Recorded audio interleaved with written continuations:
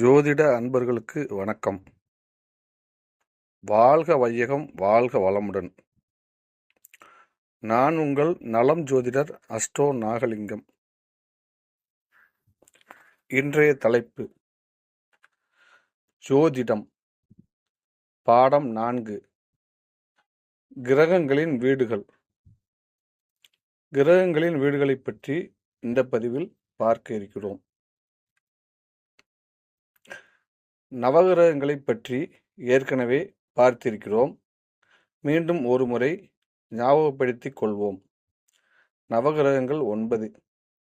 அவை சூரியன், சந்திரன், செவ்வாய், புதன், குரு, சுக்கிரன், சனி, ராகு, கேது. இந்த கிரகங்களுக்கு வீடுகள் எவ்வாறு பிரிக்கப்பட்டுள்ளது என்று விரிவாக பார்ப்போம். அதற்கு முன் குறிப்பு பார்த்து கொள்வோம். நவகிரகங்களில் மிகவும் வேகமாக ராசி மண்டலத்தை சுற்றி வரும் கிரகம் சந்திரன் ஆகும். சந்திரன் ஒரு ராசியை 2.25 நாட்களில் கடக்கிறது. அடுத்தபடியாக சூரியன். சூரியன் ஒரு ராசியை 30 நாட்களில் கடக்கிறது. மேலும் நாம் தினமும் கண்களால் காணக்கூடிய கிரகங்களும் இவை 2 தான். எனவே இந்த 2 கிரகங்களுக்கு தலா ஒரு வீடு மட்டும் கொடுக்கப்பட்டுள்ளது. மற்ற கிரகங்களுக்கு 2 வீடு கொடுக்கப்பட்டுள்ளது. மேலும் ராகு, கேது ஆகிய 2 கிரகங்கள் நிழல் கிரகங்கள் என்பதால் அவைகளுக்கு வீடு ஏதும் கிடையாது. இனிவரும் படங்களை பாருங்கள். தேவைப்படுவோர் குறிப்பேட்டில் எழுதி வைத்துக்கொண்டு தேவைப்படும் போது பார்த்து படிக்க எளிதாக இருக்கும். முதலாவதாக சூரியன். சூரிய பகவானுக்கு சொந்த வீடு சிம்மம் ஆகும். சொந்த வீட்டை ஆட்சி வீடு என்றும் கூறலாம். இரண்டாவதாக சந்திரன். சந்திர பகவானுக்கு சொந்த வீடு அல்லது ஆட்சி வீடு கடகம் ஆகும். அடுத்தபடியாக மூன்றாவதாக செவ்வாய்.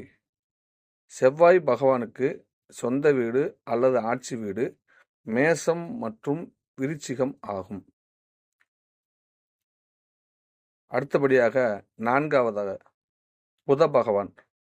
புத பகவானுக்கு சொந்த வீடு அல்லது ஆட்சி வீடு மிதுனம் மற்றும் கன்னி ஆகும்.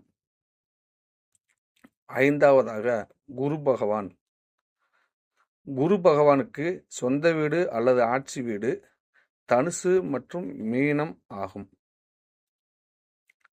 அடுத்தபடியாக ஆறாவதாக சுக்கிர பகவான். சுக்கிர பகவானுக்கு சொந்த வீடு அல்லது ஆட்சி வீடு ரிஷபம் மற்றும் துலாம் ஆகும். அடுத்தபடியாக ஏழாவதாக சனி பகவான். சனி பகவானுக்கு சொந்த வீடு அல்லது ஆட்சி வீடு மகரம் மற்றும் கும்பம் ஆகும். மேலும் இந்த படத்தை பாருங்கள். அந்தந்த ராசி மற்றும் ராசி அதிபதி கிரகங்களை பற்றி முழுவதுமாக படத்தில் கொடுக்கப்பட்டுள்ளது. பார்த்து தெரிந்து கொள்ளுங்கள். மேலும் ராகு மற்றும் கேது பகவானுக்கு சொந்த வீடு கிடையாது என்று இந்த பதிவின் ஆரம்பத்திலேயே கூறியிருந்தேன். மேலும் வேறொரு தலைப்பில் தங்களை சந்திக்கிறேன். தேவைப்படுவோர் குறிப்பேட்டில் எழுதி வைத்துக்கொண்டு பார்த்து கொள்ளலாம். மேலும் இதுபோன்ற தகவலை அளிக்கும் என்எல் அஸ்ட்ரோ யூடியூப் சேனலை லைக் பண்ணுங்க, ஷேர் பண்ணுங்க, சப்ஸ்கிரைப் பண்ணுங்க, பக்கத்தில் இருக்க பெல் ஐக்கானை அமுத்துங்க. நன்றி, வணக்கம்.